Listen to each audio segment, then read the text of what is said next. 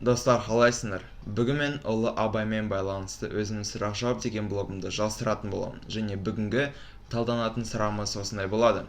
Абай Құнанбайұлы есімімен байланысты қандай мәдени орындар бар? Спрашивается, какие есть культурные места, связанные с именем Абай Құнанбайұлы? Жауабымызды видеоның астында көре аласыздар, және жауабымыз осындай болады. Біріншісі, Семейдегі республикалық әдеби мемориалдық Абай мұражайы. Екіншісі, Лондондағы жазушы Ролан Сейсенбаевтың бастамасы бойынша ашылған Абай үйі. Үшіншісі, Семейдегі Абай атындағы қазақ драмалық театры.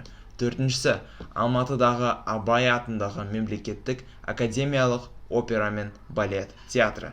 Бесіншісі, Ақтаудағы Абай атындағы мәдени мен ойын-сауық орталығы. Енді барлығын аударайын. Первое. Республиканский литературно-мемориальный дом-музея Абая в городе Семей. Второе.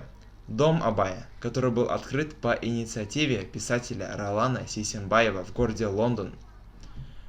Третье. Семипалатинский областной казахский драматический театр имени Абая. Четвертое. Государственный академический театр оперы и балета имени Абая в городе Алматы.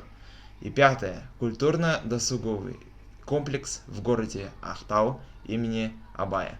Болды достар, сау болыңыз.